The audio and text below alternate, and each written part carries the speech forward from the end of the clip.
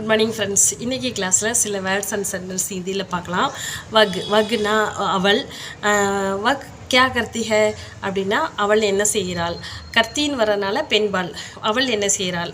வக் வக் com கர்த்தி high, வக் காம் கர்த்தி ஹை, காம்னா வேலை, கர்த்தி அப்படின்னா செய்கிறாள், அவள் வேலை செய்கிறா. சுந்தர் கியா கர்த்தா ஹை, சுந்தர் கியா கர்த்தா ஹை, சுந்தர் என்ன பண்ணுறான், சுந்தர் என்ன பண்ணுறான். சுந்தர் கிதாப் பढ़ना है, சுந்தர் கிதாப் பढ़ना है, சுந்தர் புத்தகம் படிச்சுக்கிட்டு இருக்கான், சுந்தர் புத்தகம் படிச்சுக்கிட்டு இருக்கான். கோசிஸ், கோசிஸ்னா முயற்சி. கோசிஸ் கரோ அப்படின்னா முயற்சி பண்ணு, கோசிஸ் கரோ அப்படின்னா முயற்சி பண்ணு. கோசிஸ் மத் கரோ அப்படின்னா முயற்சி பண்ணாதே, கோசிஸ் மத் கரோ அப்படின்னா முயற்சி பண்ணாதே. ஜரூர் கோசிஸ் கரோ அப்படின்னா கட்டாயம் முயற்சி பண்ணு, கண்டிப்பாக முயற்சி பண்ணு அப்படின்னு அர்த்தம். பஹார், பஹார்னா வெளியே அப்படின்னு அர்த்தம். பஹார் ருக்கோ, வெளியே வை. பஹார் ருக்கோ அப்படின்னா பஹார்னா வெளியே, ருக்கோனா வை, வெளியே வை அப்படின்னு அர்த்தம். அதுக்கப்புறம் பகிசா, பகிசானா தோட்டம், தோட்டத்தை பகிசா அப்படின்னு சொல்லுவாங்க. நம்ம அது மாதிரி பூங்காவையும் பகிசான்னு சொல்லுவாங்க.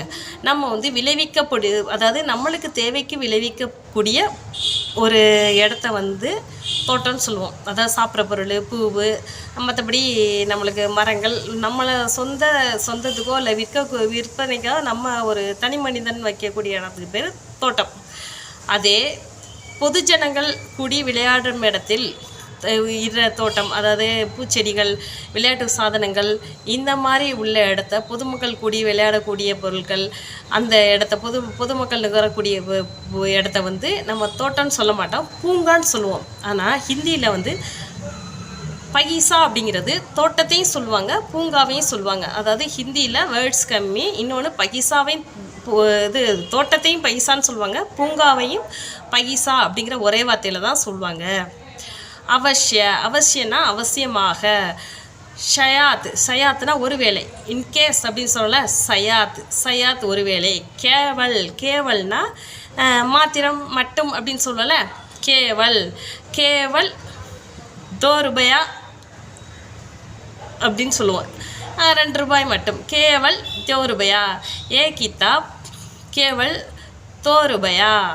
இந்த புத்தகம் 2 ரூபாய் மட்டும். ஏ கிதாப் இந்த, இந்த கிதாப் அப்படின்னா புத்தகம். 2 ரூபாயா, கேவல் 2 ரூபாயா, 2 ரூபாய் மட்டும் அப்படிங்கிறதுக்கு அர்த்தம். ஓகே ஃப்ரெண்ட்ஸ், பாய். இன்றைக்கி ஹிந்தி கிளாஸ் இதோடு முடிஞ்சு. சப்ஸ்கிரைப் பண்ணுங்கள், ஹிந்தி படம் நிறையா பாருங்கள். ஹிந்தி படம் பார்க்கும்போது உங்களுக்கு நான் சொல்லி கொடுக்குற இந்த ஸ்போக்கன் ஹிந்தியில் 10 வார்த்தை சொன்னேன்னா 4 வார்த்தை உங்களுக்கு ஞாபகத்தில் இருக்கும். அதே ஹிந்தி படம் பார்க்கும்போது உங்களுக்கு அந்த கதை பார்க்கும்போதே அந்த ஒவ்வொரு வேர்ட்ஸும் உங்களுக்கே நீங்களே சென்டென்ஸ் வைக்கிற அளவுக்கு எளிதாக புரியும். ஓகே, சப்ஸ்கிரைப் பண்ணுங்கள், லைக் பண்ணுங்கள், குட் கமெண்ட் போடுங்க.